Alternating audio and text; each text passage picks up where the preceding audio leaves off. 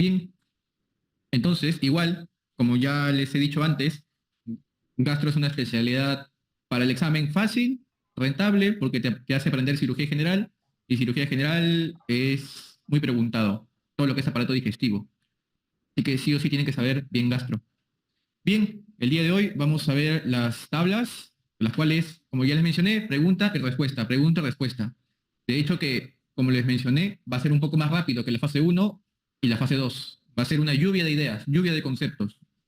¿Ya? Así que la idea es todo lo que yo voy a ir diciendo, explicándoles, ustedes ya lo deben de saber a esas alturas. Solo es un repaso nada más de lo que ustedes ya han estudiado.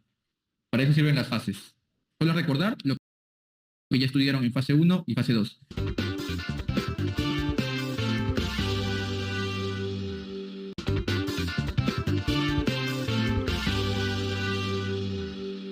Bien, empezamos por la parte de fisiología, de las cuales ha venido en los últimos 4 años, ha venido al menos 2 preguntas de sitio de absorción de nutrientes. Por ejemplo, en un año 2019-2020, no recuerdo, vino dónde se absorbe el hierro.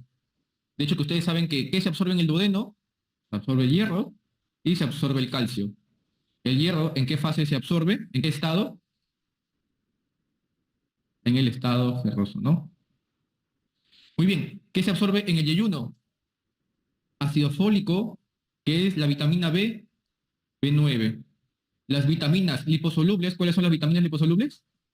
Exacto, ahí están, ¿ah? Y queda, ¿no? Vitamina K, vitamina E, vitamina D, vitamina A. Se absorbe la lactosa y se absorben las proteínas en el yeyuno. En el ilion distal, ¿qué se absorbe? Vitamina B12 y factor intrínseco. ¿Quién produce el factor intrínseco? El toque. Células parietales. Exactamente. Células parietales. Tranquilamente, pregunta de examen. Obviamente que esa pregunta sería regalada, ¿no? No marcarían ninguna diferencia haciendo esa pregunta de venir, porque todo el mundo la sabe. ¿Qué más se absorbe en el hilo distal? Ácidos biliares. ¿Qué se absorbe en el colon? Agua y ácidos grasos de cadena corta. Bien, solamente acá, sitio de absorción, hierro, duodeno. Calcio, duodeno.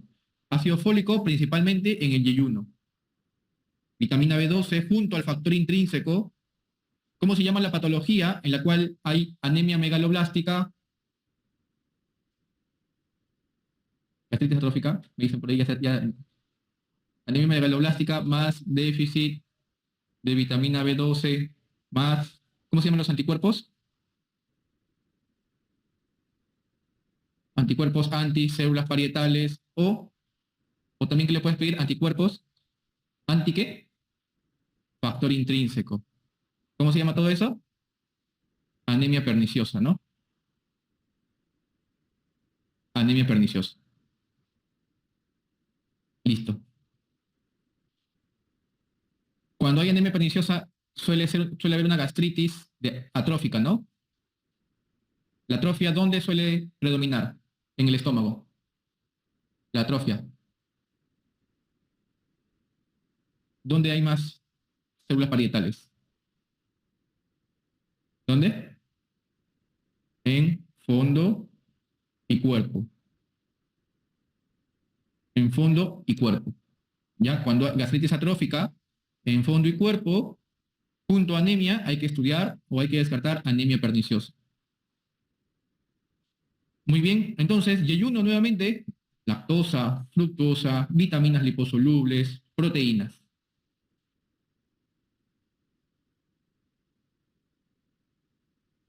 Muy bien, seguimos con la fisiología. Ustedes saben que en cuanto a la fisiología del páncreas, el páncreas tiene dos funciones. Acá lo ponemos. Exocrina y endocrina. ¿Ya han hecho endocrina en fase uno, fase 2? ¿Ya hicieron endocrina en fase 3? No, todavía. ¿Cuándo van a hacer endocrina en fase 3? No hay. Allá la otra semana. El páncreas, su función predominante es exocrina o endocrina. Exocrina. ¿En cuánto por ciento más o menos? ¿Cuánto? ¿Mucho? ¿Cuánto más o menos predomina la función exocrina en el páncreas? ¿Cuánto? A ver, alguien. A ver tú. Excelente, tú. Ajá. Más o menos. ¿Predomina la función exocrina o endocrina? Exocrina. ¿Cuánto más o menos? Ajá. 90% exocrina, 10% endocrina. Bien, la unidad funcional del páncreas exocrino. El acino pancreático. El acino pancreático, la unidad funcional del páncreas exocrino. Y la unidad funcional del páncreas endocrino, ¿cuál? ¿Y ahí cómo se llama esto? Ya, miren, estos son los acinos. Ajá. Estos son los acinos que le da la función exocrina, unidad funcional. Y la unidad funcional endocrina son estos, que tienen las células alfa, beta, delta, etcétera, que ya lo han visto en endocrino. Y esto se llama islote, el islote pancreático. Tranquilamente, pregunta de examen. Predomina siempre la función exocrina. Bien, ¿y cuáles son las enzimas pancreáticas que degradan proteínas? Tripsina, quimotripsina, carboxipeptidasa, elastasa, proelastasa, etc. ¿Cuáles son las enzimas pancreáticas que degradan carbohidratos? Amilasa. ¿Que degradan grasas? Lipasa. Bien, en cuanto a los estímulos de la secreción de ácido clorhídrico, ¿quién estimula la producción de ácido clorhídrico? ¿Quién estimula la producción de ácido clorhídrico? A ver, ya gastrina me dicen por ahí porque dice acá. ¿Qué más? ¿Qué más? ¿Quién estimula la secreción de ácido clorhídrico? ¿Quién produce el ácido clorhídrico? La célula parietal. ¿Se acuerdan del dibujo, la célula parietal? Que tiene acá T receptores. Ya, la histamina. ¿Qué más? ¿Quién más estimula la secreción de ácido clorhídrico? La histamina, la gastrina, porque dice ahí. ¿Qué más? Y la acetilcolina. Estas tres sustancias estimulan la producción de ácido clorhídrico de la célula parietal. ¿Cuál es la bomba que está aquí? ¿La bomba de protones? ¿Cuál es la bomba? ¿Cuál es? A ver, sodio, potasio, hidrógeno, potasio. Les dije la fase 3. ¿Cuál es la bomba? Tú de lentes. Ajá, tú. ¿Cuál? Hidrógeno, potasio, exactamente. Hidrógeno, potasio. ATPasa, ¿no? Tranquilamente, pregunta de examen. Esta es la bomba de protones. Bien, entonces, ¿quién estimula la secreción de ácido clorhídrico? Gastrina, acetilcolina, histamina. Potencia la motilidad vesicular, obviamente colecistoquinina, pero ¿quién produce la colecistoquinina? El duodeno me dicen, el páncreas me dicen, tú, ajá, de Benchita. ¿Quién produce la colecistoquinina? ¿Cuál es su nombre? Margaret. ¿Quién produce la colecistoquinina? A tu lado ya dicen, no me acuerdo, ya, porque no les pregunté. ¿Quién? Células D, I. ¿De dónde están las células I? ¿Dónde? A ver, a tu lado, a tu derecha, porque ya de tu otro lado ya dijo, no me acuerdo. ¿Dónde están las células I? Es cierto, las células I producen la colecistoquinina. ¿Dónde están? No, dice. A tu lado, allá. Duodeno, exactamente. La colecistoquinina se produce en las células I del duodeno. Pregunta de examen. Las tablitas que hicimos en la fase 2, las células I, las células S, las células D, las células G. Ha venido, ¿ah? ¿Quién produce la colecistoquinina? La célula I del duodeno. ¿Quién estimula la producción de colecistoquinina? Las grasas. Las grasas estimulan a la célula I para que produzca colecistoquinina. ¿Cuál es la acción de la colecistoquinina? Exacto, la colecistoquinina contrae la vesícula. ¿Qué más? Relaja el esfínter de Oddi. ¿Qué más? Lo que vino en el examen de residentado del 2021, 2022. Disminuye el vaciamiento gástrico. Pregunta del examen de residentado del 2021, que fue una pregunta que aquellos que le hicieron marcaron la diferencia porque la gran mayoría falló. Solamente era acordarse que las grasas estimulan a la célula I, estimulan la producción de colecistoquinina y la colecistoquinina disminuye el vaciamiento gástrico. Esa pregunta sí hizo la diferencia en ese momento. Bien, ¿quién estimula la secreción pancreática de bicarbonato? Ya, la secretina. La secretina, ¿quién la produce? La célula S. ¿Dónde está la célula S? También en el duodeno. ¿Y quién estimula la célula S del duodeno? El ácido, ¿no? El ácido intraduodenal estimula la célula S del duodeno para que produzca secretina. Y la secretina, ¿qué es lo que va a hacer? Va a estimular la secreción pancreática de bicarbonato para neutralizar este ácido intraduodenal. ¿Y por qué? ¿Qué pasa si hay hiperacidez duodenal? ¿Perdón? Exacto, no se activan las enzimas pancreáticas. Entonces, si hay una hiperacidez duodenal, ¿qué va a pasar? Se van a inactivar las enzimas pancreáticas. ¿Necesitan un pH más de cuánto para que se activen? pH más de 5 activan las enzimas. Si es más ácido, se inactivan. ¿Y qué pasa si se inactivan las enzimas pancreáticas? Va a producir una diarrea, ¿no? Por malabsorción o tipo osmótica también. Bien. ¿Y cuál es el ejemplo clásico de este tipo? Paciente con hiperacidez, diarrea, un Zollinger-Ellison, ¿no? Un gastrinoma. Es un tipo de tumor neuroendocrino. ¿Dónde se produce el Zollinger-Ellison? Ubicación más frecuente. Ah, en la cabeza del páncreas, ¿no? Justo en el surco duodeno pancreático, ahí. Bien. ¿Cuál es el test de la secretina? Está más adelante, pero ¿cuál es el test de la secretina? Para que más o menos recuerden. ¿Ah? Ya, lo vamos a ver. Lo he puesto más adelante. Los estoy bombardeando de preguntas porque si no responden, si ustedes fallan, de hecho que hay un microtrauma, ¿no? Eso es algo que tienen los médicos, tienen miedo a fallar. Y por eso que no les gusta participar. Y si les pregunto y fallan, ya no se vuelven a olvidar. Tienen un microtrauma. Por eso es bueno dar los simulacros, para que fallen. Y así digan, yo fallé esto en mi simulacro. En el simulacro 14 fallé. Y ya no vuelven nunca más a fallar. Estoy seguro que todos tienen traumas del pregrado, ¿no? Me acuerdo que estaba en el tercer año y en mi examen tal fallé en esto. Bien, ¿quién aumenta la motilidad gastrointestinal? La motilina. ¿Quién degrada las proteínas? Es P con P, pepsina. Pepsina, que es el pepsinógeno activado, ¿no? ¿Quién produce el pepsinógeno? Las células parietales, me dicen por ahí. Las células principales. Células principales producen el pepsinógeno. Y el pepsinógeno, cuando se activa, que para activarse, ¿qué necesita? Ácido clorhídrico. El pepsinógeno, cuando es expuesto al ácido clorhídrico, se activa pepsina. Y la pepsina sirve para degradar las proteínas.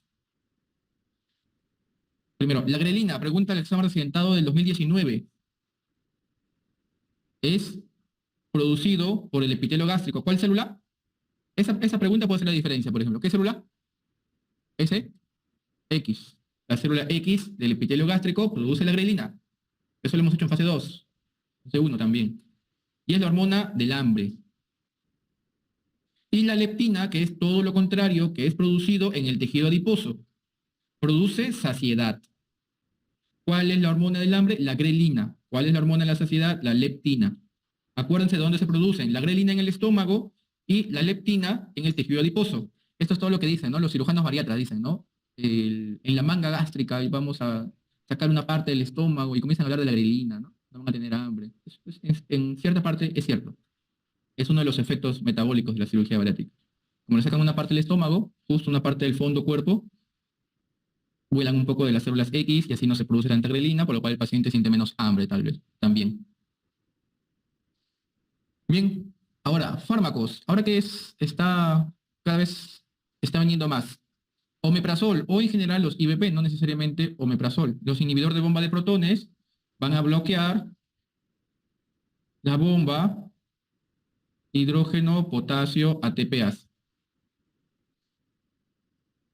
El vonoprazán, que eso de hecho no hay en Perú, pero en Perú ya tenemos tegoprazán, que es su hermano, que es un mecanismo de acción, ¿alguien sabe? Bloquean el canal de potasio. ¿Bloquean el canal de potasio de dónde? De la bomba de hidrógeno potasio. Solo bloquean el canal de potasio, de la bomba hidrógeno potasio. Sucralfato. La terapia es tópica, produce un polímero que se pega a la base de las úlceras. A la base de las úlceras. Metoclopramida es un procinético. Mecanismo de acción de la metoclopramida tiene doble mecanismo de acción. Es un antagonista. Acuérdense, metoclopramida de A, ¿ya? Metoclopramida. Antagonista de 2. Antagonista de 2. Y también es un antagonista 5-HT3.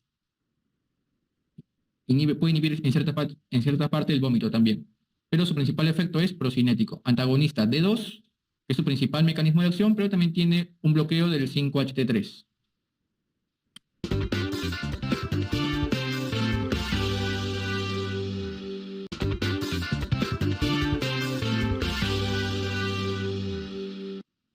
¿Cuál es la causa más frecuente de ictericia en el recién nacido?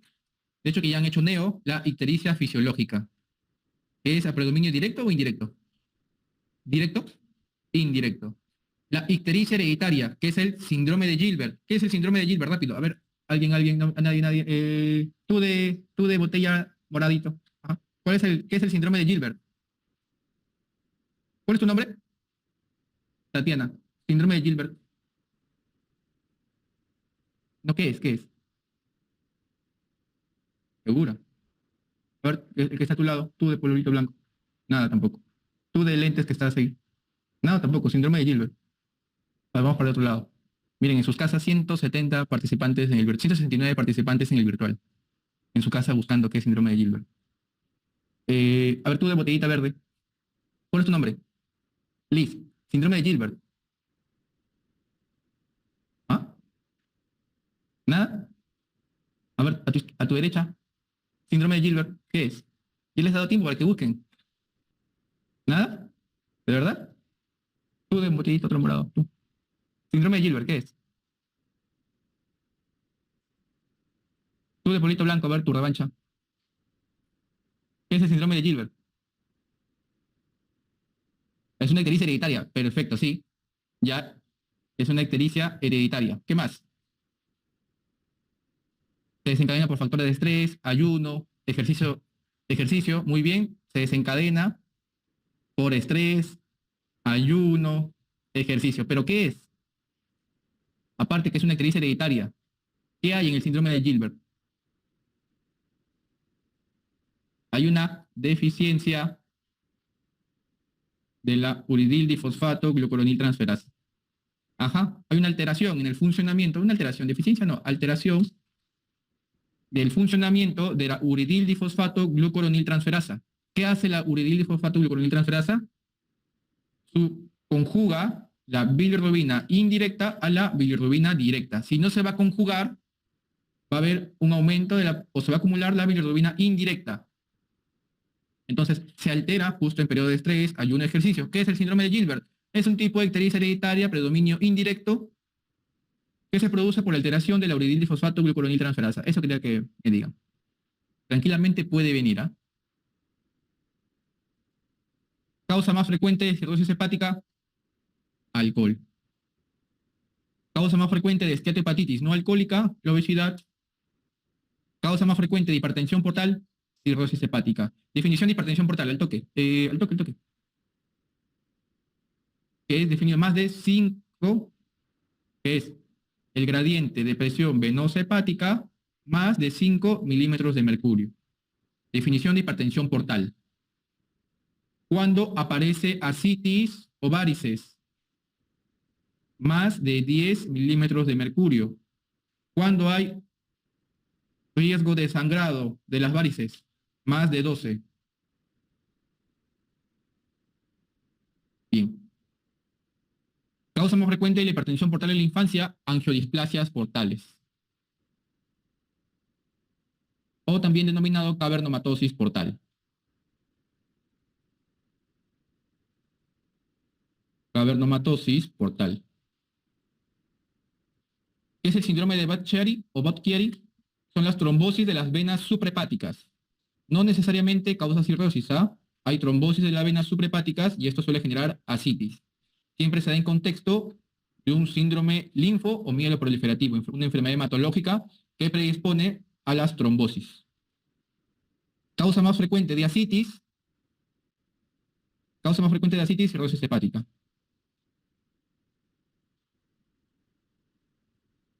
Ascitis hipertensiva, ¿cómo la diferencio? Por hipertensión portal. ¿Cómo? ¿Cómo? Con el GASA, ¿no? ¿Cuánto debe ser para que yo diga, es una ascitis hipertensiva portal? Más de 1.1. ¿Qué es el GASA? El gradiente albúmina sérica del líquido acítico. ¿Cómo lo saco? Lo divide, dice por ahí, es albúmina, ¿cómo es? Albúmina sérica menos la albúmina del líquido acítico, exactamente. Eso es típico de, a veces llegan, ¿no? El R1, no sé, de clínico principalmente. Cuando me sientan, a ver, ¿cuánto es el GASA? Y el paciente de verdad ahí comienzan a dividir, a multiplicar, a restar, a sumar. Ya, apréndanse esto, le va a servir para la vida. Muy bien. Causa más frecuente de PB, peritonitis bacteriana espontánea, bacilo gram negativo, a la cabeza E. coli. Al toque, definición de PB. ¿Qué es la infección del líquido acítico, ya? Infección del líquido acítico. Cuando se infecta, el germen más frecuente es E. coli. ¿Cómo yo digo? Mi paciente tiene PB. Necesito hacer un estudio de líquido acítico. El estudio del líquido acítico se hace mediante una paracentesis. Y en el estudio del líquido acítico, cuando yo digo, este paciente tiene peritonitis bacteriana espontánea. Exactamente, más de 250 polimorfonucleares. La definición clásica dice más cultivo positivo. No esperamos nunca el cultivo, ¿ah? Paciente con más de 250 polimorfonucleares, independientemente del cultivo, PBE. Y tratamiento de elección, pregunta de examen, cefalosporinas de tercera generación. Esto venía en el último ENAN extraordinario de hace unos meses. Cefalosporinas de tercera generación. Peritonitis bacteriana espontánea, su mecanismo de producción, translocación bacteriana. Muy bien, ¿no? Y se puede dar en los cirróticos, ¿y en quién más? Y síndrome nefrótico, o nefrópatas, ¿no? En estos dos pacientes puede haber peritonitis bacteriana espontánea. Mecanismo, translocación bacteriana. Bien, esto venía en el último examen de residencia, ¿no? El del año pasado. Más de 500 leucocitos, exactamente. Pero más sensible, lo mejor es más de 250 polimorfonucleares. También la definición te dice más de 500 leucocitos. Pero si va a venir una pregunta, yo estoy seguro que les va a venir esto. Polimorfonucleares. Porque ¿qué pasa si te ponen así, mira?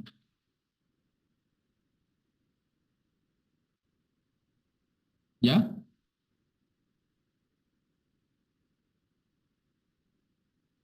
¿Es PB o no es PB?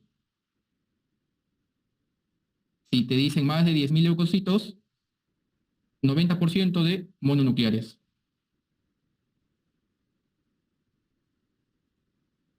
95 ya.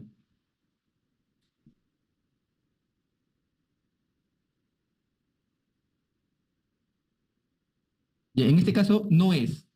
No sé si el ejemplo me ha salido bien. Ya, mil, ya exageré. Solo quiero dar a entender que si sale más de 500 leucocitos, pero ese predominio de mononucleares, que generalmente es más de 90, 95, no es PB. Y cumple el criterio de más de 500 leucocitos. ¿Entienden? No es peritonitis bacteriana espontánea. Porque la peritonitis bacteriana espontánea es bacteriana. Y cuando es a predominio de mononucleares, no es bacteriano.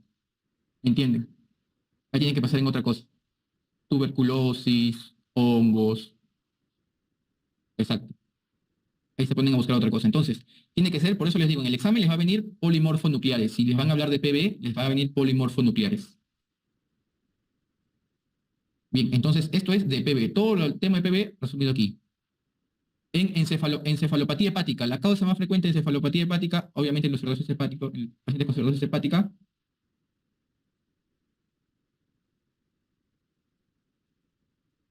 acá hay varias etiologías. Ahora, rápidamente, encefalopatía hepática.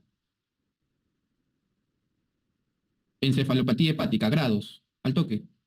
Me acuerdo que pregunté en fase 2 los grados, así uno por uno. Hay 4 grados de encefalopatía hepática, ¿ya? Eh, a ver, levante la mano alguien, ya, para echarle la bendición. Alguien, levante la mano. Alguien levante la mano. El grado de encefalopatía hepática, con una palabra. ¿Alguien levanta? Ya, levantó la mano. ¿Cuál es su nombre? ¿Cómo? Katia. Ya, Katia. Grado de encefalopatía, grado 3. No puedes. Grado, ya, ya, como me quieras decir, dímelo, dímelo. Eufórico, grado 1, eufórico. Muy bien. Grado 2, somnoliento. Grado 3, grado 3 no es asterixis. Soporoso. Y grado 4, coma. ¿A partir de qué grado aparece la asterixis? Exactamente. A partir del grado 2 aparece la asterixis. Sigue tú, Katia. Tratamiento de elección de la encefalopatía hepática. Lactulosa. ¿Cuál es la sustancia responsable de que haya encefalopatía hepática en el paciente con cirrosis hepática? Y el último. Empieza con A. Amoníaco, exactamente. ¿Qué es el NH3? Muy bien. ¿A qué especialidad vas? Sí sabe. Hasta el extremo. Yo siempre pregunto, ¿a qué especialidad van? No sé, me dicen. ¿Ya pasó las inscripciones? ¿A qué especialidad vas? No sé. Ya, muy bien, ya. Sí vas a ingresar, ¿ah? Ingresas, ingresas. Bien, entonces, estos son los 4 grados de la encefalopatía hepática. A partir del grado 2 hay asterixis. Tratamiento de elección de la encefalopatía hepática, lactulosa. La sustancia responsable, el amoníaco, NH3. Bien, desencadenante de la encefalopatía hepática, hemorragia digestiva, infecciones, estreñimiento. Bien, causa más frecuente de hepatitis aguda, virus hepatitis A. ¿ADN o ARN? ARN. Mecanismo de contagio, fecal oral. ¿Cronifica o no cronifica? ¿Nunca cronifica o puede cronificar? ¿Ah? Ese es el único nunca que van a encontrar. Nunca cronifica. Nunca cronifica. Hepatitis C, ¿ADN o ARN? ARN. ¿Cronifica o no cronifica? Sí cronifica. La causa más frecuente de hepatitis crónica, ¿no? Esa es la que más tiende a cronificar. Es la que más tiende a cronificar. Hepatitis postrafusional, hepatitis C a la cabeza. Hepatitis postrafusional. Causa más frecuente de hígado graso, el alcohol. Porque la causa más frecuente de hígado graso no alcohólico, la obesidad. A estas alturas creo que ya se invirtió ya. Hígado graso no alcohólico, acá está, obesidad. Causa más frecuente de colangitis aguda, coledocolitiasis. De una vez, colangitis aguda, si les va a venir en el examen, yo sé que ustedes a estas alturas ya se saben todos los criterios de Tokio, ya saben toda la clasificación de severidad, un criterio para severa, 2 criterios para moderada, leve, ningún criterio. Pero si va a venir en el examen, siempre les va a venir fiebre, dolor abdominal, ictericia. Y tratamiento de elección de la colangitis, pregunta de examen, ¿cuál es? CEPRE. CEPRE más antibióticos. Pero si le ponen uno de estos a la cabeza, CEPRE. Drenaje de vía biliar. Bien. Causa más frecuente. La causa más frecuente de gastritis crónica es Helicobacter pylori. Al toque, característica de Helicobacter pylori. Ya, los escucho, es microaerófilo, es un bacilo gram negativo. ¿Qué más? Es la causa más frecuente de gastritis crónica, es ureasa positivo, microaerófilo ya está. Produce, ¿qué produce el Helicobacter pylori? Todo lo que produce. Es un carcinógeno del grupo 1 de la OMS, produce cáncer, es la causa más frecuente de úlcera péptica. ¿Qué más? Produce anemia. ¿De qué tipo? Ferropénica. ¿Qué más? Es la causa más frecuente de gastritis crónica. ¿Qué más? Relacionado con el linfoma MALT. ¿De qué tipo? T o B. T de taza, B. Linfoma MALT del tipo B. Y más cosas, pero estas son las principales. Por ende, tiene una alta carga de enfermedad. Que pregunta el examen de accidentado médico de 2021, si no me equivoco, 2021-2020. Alta carga de enfermedad, el Helicobacter pylori.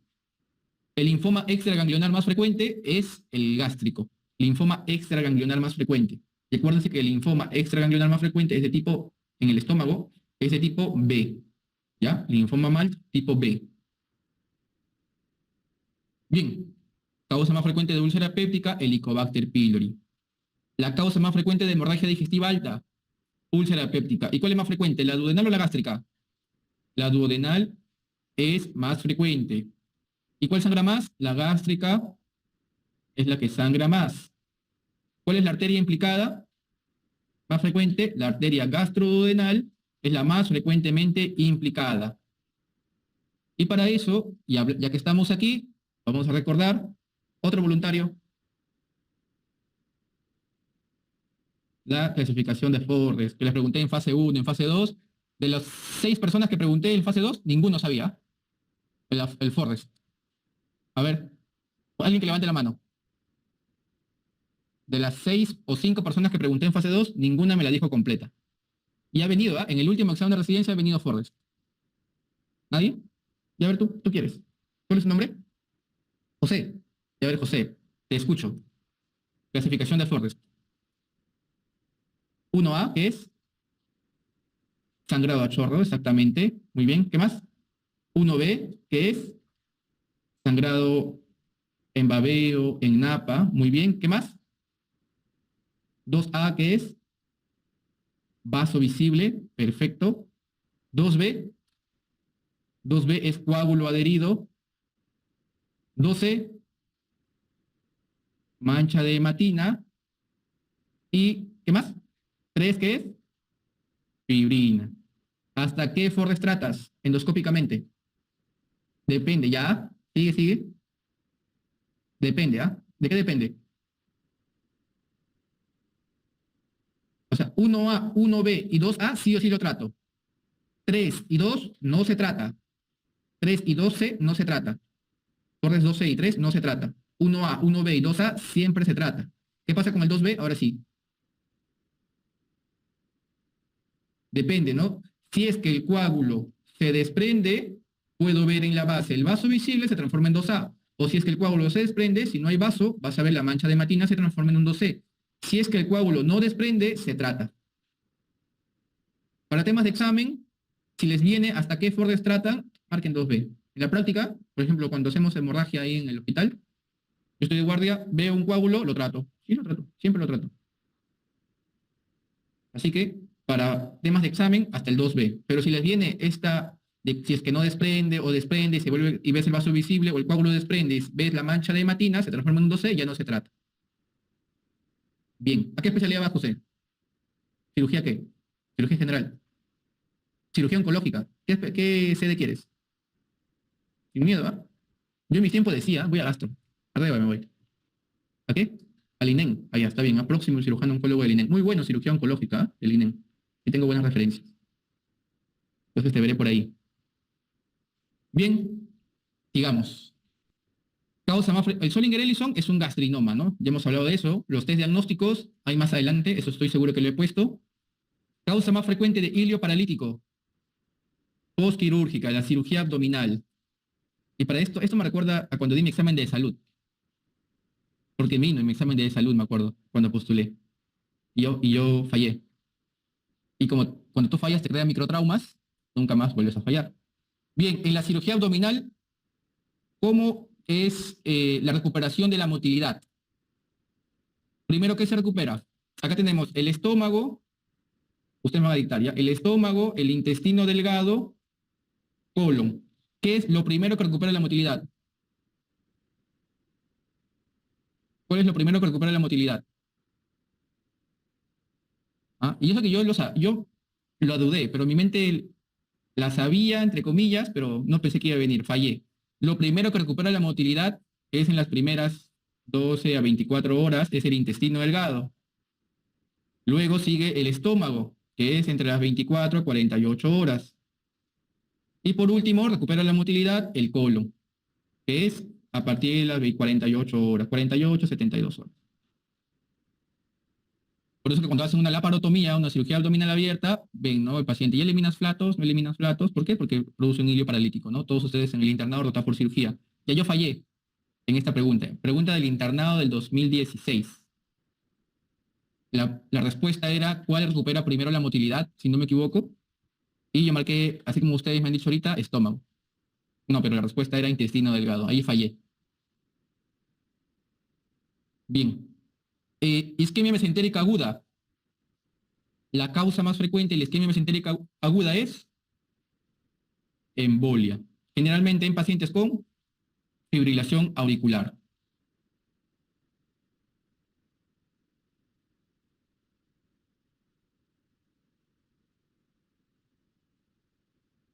¿Ven que gastro es fácil? Solo que ese aparato digestivo es fácil. Bien, causa más frecuente de hemorragia digestiva baja. Acá hay algo que aclarar, ¿no? Porque si es para hashtag con ARM, si te preguntan causa más frecuente de hemorragia digestiva baja, la respuesta es hemorroides para Conareme. ¿Eso por qué lo digo? Porque ya ha venido en un examen de la subespecialidad. Causa más frecuente de hemorragia digestiva baja, en el examen de la subespecialidad de cirugía. Porque todo lo que es subespecialidad de cirugía, el examen viene de aparato digestivo. Full gastro nada más viene. Full gastro y cirugía. Causa más frecuente de hemorragia digestiva baja, hemorroides para Conareme. Y cuando les ponen causa más frecuente de hemorragia digestiva baja masiva, diverticulosis. Diverticulosis. Los divertículos del colon. ¿Los divertículos del colon son verdaderos o falsos? Falsos. ¿Dónde se ubica más frecuente? Sigmoides. Complicación más frecuente de los divertículos. ¿Perdón? ¿Itis? Hay inflamación, sí, no te escuché. La diverticulitis, sino que me decías itis. No. Diverticulitis. Bien, en diverticulitis aguda, que es la inflamación, infección de los divertículos, diagnóstico gold estándar. Tomografía abdominal con contraste. Diagnóstico gold estándar. ¿Qué está contraindicada? La colonoscopía está contraindicada en la diverticulitis aguda. Tratamiento. Tratamiento de la diverticulitis. Depende, ya. A ver tú. ¿Cuál es tu nombre? Cintia. ¿De qué depende? Del Hinchey. Y para eso vamos a hablar de Hinchey. Hinchey. Hinchey es la clasificación tomográfica de la diverticulitis aguda. No puedes saber el Hinchey si no le has hecho una tomografía. Hinchey, ¿cómo es? De a 4 grados. 1, 2, 3, 4. Una colección pericólica ya. Colección pélvica retroperitoneal. 3, peritonitis purulenta. Y la 4 es peritonitis fecaloidea. Ya tienes tu hinche. ¿Y ahora cómo lo tratas? Antibiótico el 1 y el 2. Aunque el diámetro sí es más de 4. Drenaje, ¿no? Percutáneo.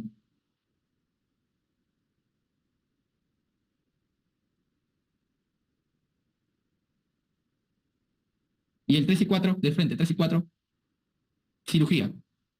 Cirugía. Bien. Y la cirugía más frecuentemente usada es Harman, ¿no? Ya, de frente la pepa nada más. La cirugía más frecuentemente usada es Harman. ¿Qué tipo, si le van a hacer anastomosis, cuándo le hacen anastomosis o cuándo no le hacen anastomosis? De hecho, que eso yo creo que más viene para el examen de la subespecialidad. Para ustedes, lo que ha dicho Cintia, ¿no? Cintia, ¿qué especialidad vas? ¿Entre qué especialidad estás? Pediatría y endocrino. Ah, está bien, ¿ah? Pediatría y endocrino. ¿Qué sede quieres? En el REBA. Ah, ya, entonces te voy a ver por ahí. Muy bien. A veces tengo muchos alumnos, ¿ah? O sea, o que han pasado por aquí y sacan buenas notas y todo les pregunto, los que respondían todo, y me dices, gracias, doctor, muchas gracias. Le agradezco mucho, espero verlo por el hospital. Nos cruzamos y ni me saludan. Sí, se paltean, seguro. Bien. Entonces, esto es lo que ustedes tienen que saber, ¿ya? Así que Cintia, ya sabes, ¿me ves? Me saludas. Bien, esto es todo lo que tienen que saber de diverticulitis aguda. En la causa más frecuente de hemorragia digestiva alta en cirrosis hepática, varices esofágicas. Varices esofágicas.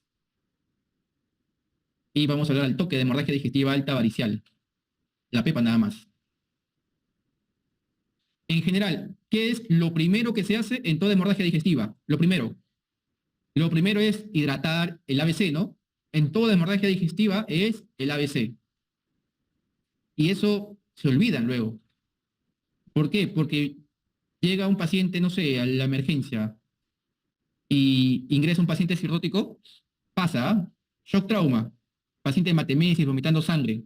No le hacen nada y dicen, ya, llamen al gastroenterólogo urgente, que le haga la endoscopía. Pero el paciente está chocado, ¿no? O sea, tienen que primero estabilizarlo.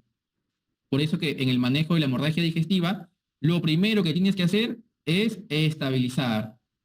Antes que llames al gastroenterólogo, estabilizar. Hemoglobina, el paciente tranquilamente puede ingresar con tanto sangrado de hemoglobina en 3. Se va a morir dentro de la endoscopía. Estabilizar primero. Estabilizar. El ABC, ¿no? Luego, una vez, y eso es paralelo, siempre estabilizar, que en las preguntas muchas veces ha venido la vía periférica, primero, o doble vía, o hidratación a chorro, etcétera, etcétera. Pero primero, si te dicen qué es lo primero que se hace, estabilizar en toda hemorragia digestiva. Bien, hablando específicamente de la hemorragia digestiva por varices esofágicas, luego paralelo a eso tienes que iniciar un tratamiento médico. ¿Cuál es el tratamiento médico que se usa en la hemorragia por varices esofágicas? Octreotide. ¿Qué es el octreotide? Es un vasoconstrictor esplácnico cuyo mecanismo de acción es análogo de la somatostatina. Entonces, eso tienes que hacer. Paralelamente a eso, ya les he pedido sus exámenes de sangre, cuánto está su hemoglobina, muchos le sacan un AGA, y luego eso ya llamas al gastroenterólogo para que le haga la endoscopía. Y el tratamiento definitivo de la hemorragia por varices esofágicas es ligadura de varices. Nunca lo primero que se hace en una paciente con hemorragia es la endoscopía, nunca. Lo primero es estabilizar al paciente. A ver, ¿me quieren hacer una pregunta? Ah, qué buena pregunta. Aparte del tratamiento médico, exactamente, en pacientes con cirrosis hepática se da también antibiótico profilaxis. Antibiótico profilaxis con una cefalosporina. Se suele dar ceftriaxona. Antibiótico profilaxis y la octreotide. Se hace la endoscopía, tratamiento de elección, ligadura de varices.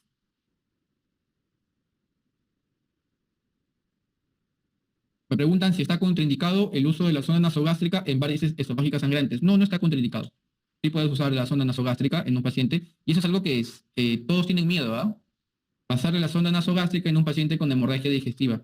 O que dice, no, hace 2 días ha sangrado de varices, mejor no le pase la sonda. Y el paciente encefalopático, ¿por qué? Porque la encefalopatía hepática se precipita por la hemorragia digestiva.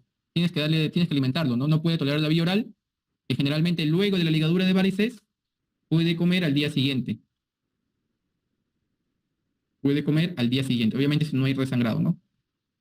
Entonces, si el paciente tolera la vía oral, por vía oral, pero si el paciente está encefalopático, no puede comer por sí mismo, sonda nasogástrica, sin problema, o sin miedo. Mandan interconsulta a veces, ¿no? En el hospital. Interconsulta gastro para autorización de uso de sonda nasogástrica.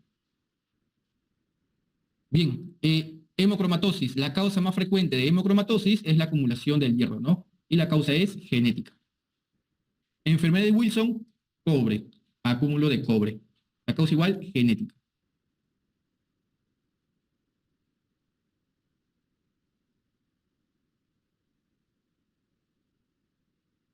Muy bien, el absceso hepático. La causa más frecuente de absceso hepático, tenemos dos, ¿no?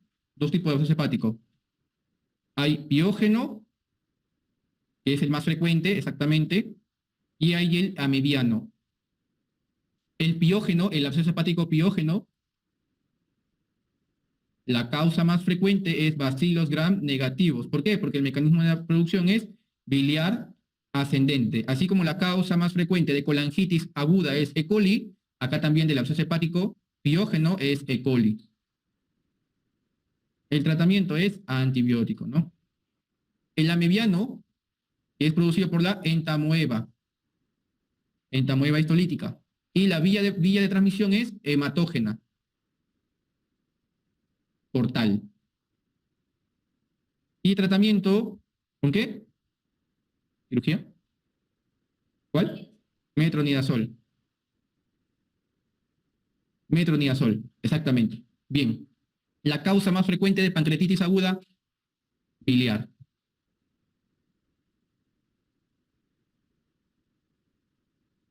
¿Cuál es la causa más frecuente de disfagia mecánica intermitente, esofágica? Anillo de Schatzky. ¿Qué es el anillo de Schatzky? Es un anillo, ¿dónde se ubica más frecuentemente? En el esófago distal. En el esófago distal. ¿Y cuál es la diferencia entre membrana y anillo? Ya, no necesariamente la ubicación. El anillo es distal, la membrana suele ser más proximal, exactamente, y el anillo está compuesto de mucosa, submucosa y muscular. El anillo. Y la membrana solo de mucosa y submucosa. Disfagia mecánica progresiva. Acuérdense que disfagia mecánica es disfagia ¿a qué? ¿A sólidos y líquidos? ¿A solo sólidos? ¿A solo líquidos? La disfagia mecánica. Disfagia sólidos y líquidos. La mecánica. Disfagia mecánica es a sólidos. Y la disfagia motora, porque falla el motor, no pasa ni el líquido. Así que es disfagia sólido y líquido. Entonces, una disfagia mecánica progresiva en un paciente con antecedente de pirosis, que quiere decir que ha tenido esofagitis, y esta esofagitis ha evolucionado a una estenosis péptica esofágica. A una estenosis esofágica de origen péptico. Y si el paciente viene con pregunta de examen, si te dicen, acá no he puesto mucho espacio, si te dicen disfagia más anciano, cáncer de esófago. Si te dicen disfagia en joven, tienen que pensar en acalasia, de frente nada más. Ya supongamos X motivos, están atrasados en el tiempo, tienen que utilizar técnica de examen, primero leen la pregunta y ya me piden el diagnóstico. Paciente varón de 32 años, cursa con disfagia esofágica progresiva, y les falta leer como 10 líneas más, de frente, acalasia marcas. Ahorras tiempo. Bien, igual, si viene un paciente varón de 78 años que viene por disfagia, baja de peso, ya no lees nada más ni laboratorio, ni el antecedente, exámenes de sangre, imágenes, no ves nada, de frente nada más, marcas la alternativa. Bien, entonces, disfagia mecánica con síndrome general o baja de peso, síndrome consuntivo, cáncer de esófago. Disfagia motora intermitente, espasmo esofágico difuso, que suele también cursar con dolor torácico tipo angina. Dolor torácico tipo angina. En disfagia motora progresiva con baja de peso, acalasia. Y en un paciente con pirosis, porque acuérdense que en acalasia no hay pirosis, porque no se relaja el esfínter esofágico inferior, en acalasia no hay pirosis, no va con pirosis. Acalasia no va con pirosis. Si hay pirosis, es esclerodermia. Cuando han preguntado disfagia, siempre han preguntado o cáncer de esófago o acalasia. No han preguntado más. Hasta ahora, en todos los exámenes peruanos, ya sea de salud en accidentado, siempre preguntan disfagia con cáncer o disfagia con acalasia. La causa más frecuente de acalasia es idiopática. ¿Qué es la acalasia? Es una ausencia de relajación del esfínter esofágico inferior. Ausencia de relajación del esfínter esofágico inferior es la acalasia. Bien. Esofagitis por reflujo. La causa más frecuente, incompetencia del esfínter esofágico inferior en reflujo. Está más adelante. Bien, diagnóstico gol estándar de acalasia. Diagnóstico gol estándar de acalasia es la manometría de alta resolución. Diagnóstico gol estándar del ERGE. pH-metría en 24 horas. Pregunta de examen de ENAN, de salud de residentado, siempre viene ERGE. La causa más frecuente de perforación esofágica es iatrogenia. Iatrogenia durante algún procedimiento endoscópico. La causa más frecuente de esofagitis infecciosa cándida. Candidiasis esofágica que suele estar presente en pacientes inmunodeprimidos, especialmente en pacientes con VIH. La causa más frecuente de hemorragia digestiva alta, nuevamente úlcera péptica. La causa más frecuente de úlcera péptica, Helicobacter pylori, AINES, estrés agudo también. De las úlceras por estrés, ¿no? Gastritis aguda, la causa más frecuente, AINES. ¿Por qué los AINES pueden producir úlceras? Los AINES, ¿cuál es el mecanismo de acción de los AINES? Inhiben. Los AINES inhiben a la COX-1 y a la COX-2. Los dos inhiben. Sin embargo, la ciclooxigenasa 1 y la ciclooxigenasa 2, los AINES, la ciclooxigenasa produce también las prostaglandinas. ¿Qué prostaglandina es la que se encarga de proteger al estómago? La prostaglandina E2. La prostaglandina E2 favorece la producción del moco gástrico. Y el moco gástrico es rico en bicarbonato y protege la mucosa del estómago. Además, regula la vascularización del estómago. Entonces, si se pierde el moco gástrico, no hay una adecuada regulación vascular.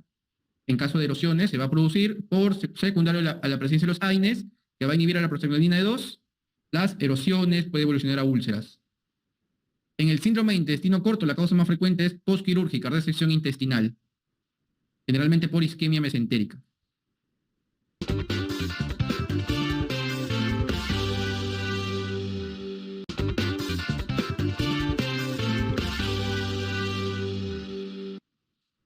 La causa más frecuente de mala absorción de carbohidratos es déficit de lactasa. Déficit de lactasa. Obstrucción intestinal baja en el anciano, siempre pensar en cáncer. Siempre pensar en cáncer. Y